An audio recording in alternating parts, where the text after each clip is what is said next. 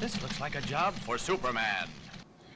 Hey guys, Rez the Collector here with another action figure review. Today we're looking at the Bizarro from the Last Son DC Direct line. Um, this and the Superman aren't figures that I was really actively chasing. I'd seen them and I figured I'd pick them up at some point, but they weren't high on my priority list. However, now that I have the Bizarro, I really like this figure. This right now is probably my favorite Bizarro figure that I own. I've got three of them. I have the Bizarro from the Superman line from 2003.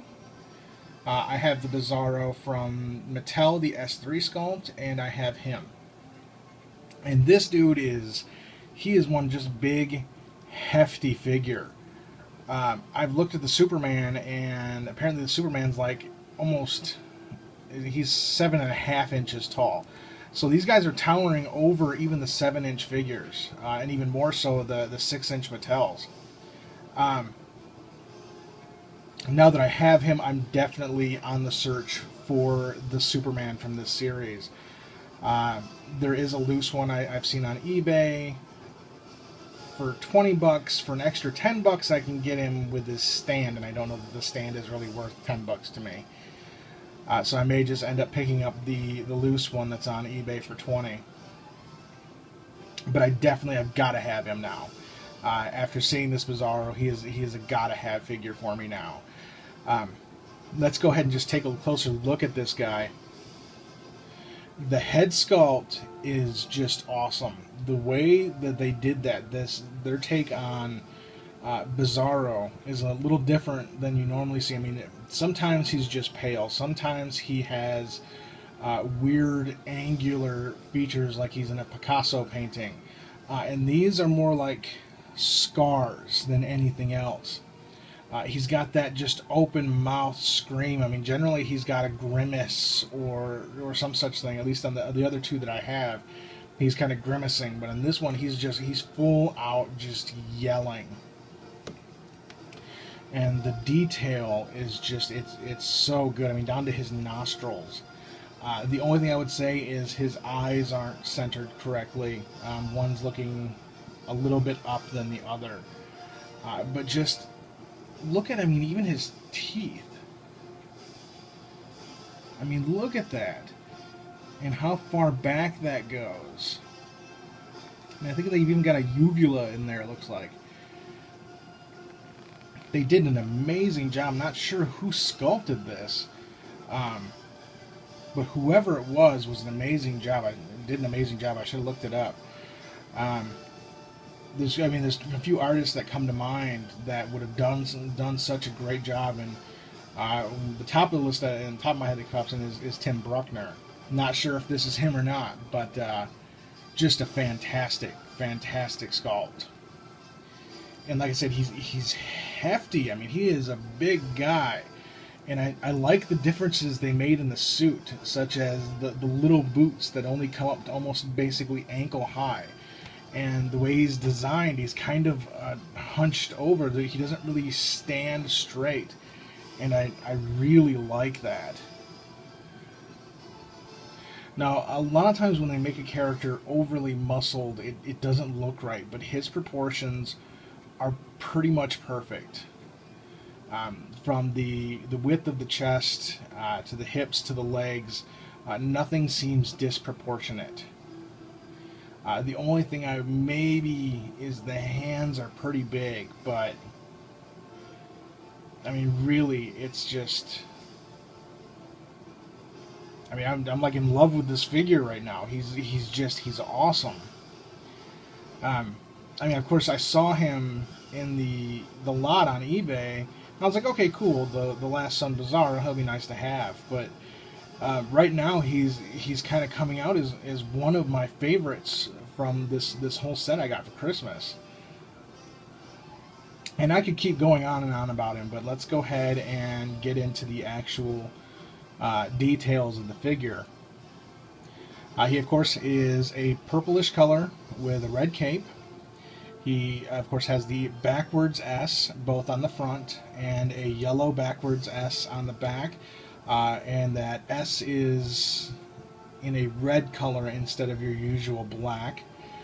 The cape does come as just a small drape across the back instead of a deep drape, so that we do get that yellow S, and it is coming up higher on the neck.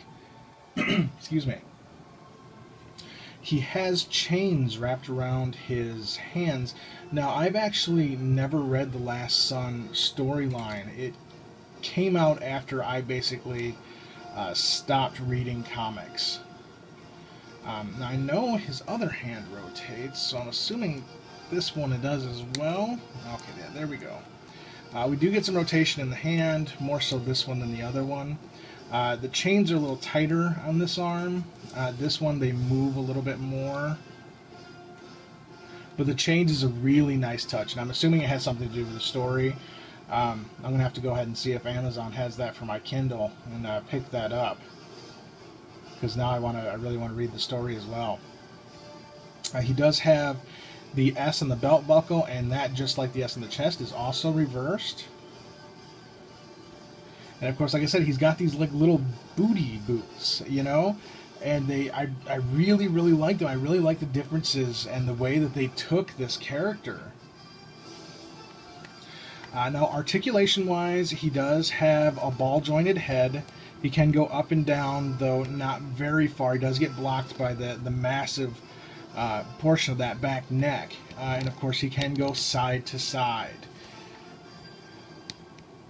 Arm articulation, it is a ball joint, but it doesn't have a whole lot of range going. Well, it's got a little bit more than I thought. A little going out. This one, yeah, a little tight, but they do go out, and of course they go up and down. Now, there's no bicep rotation. We do, of course, have elbow and, well, too small. Okay, there we go. Elbow and then hand rotation. Now, for a DC Direct Fig of this era, it's kind of odd for him to have a chest crunch, or an ab crunch, but he does have that crunch, and honestly, it fits really well with this character. I generally haven't been a huge fan of ab crunches, but it goes really well.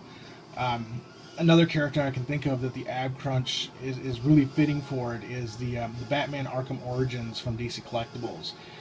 That's another one with an ab crunch that I think just really fits the character, and this ab crunch goes well here. Now, his legs, not so far back. That's about the extent of how far back we're going to go. He does get some forward, and the way he's actually designed, of course, he has no thigh. He does have knee and thankfully no ankle. I think the way he's designed, had we had an ankle on here, it would have gone loose extremely quickly, and he would never stand correctly.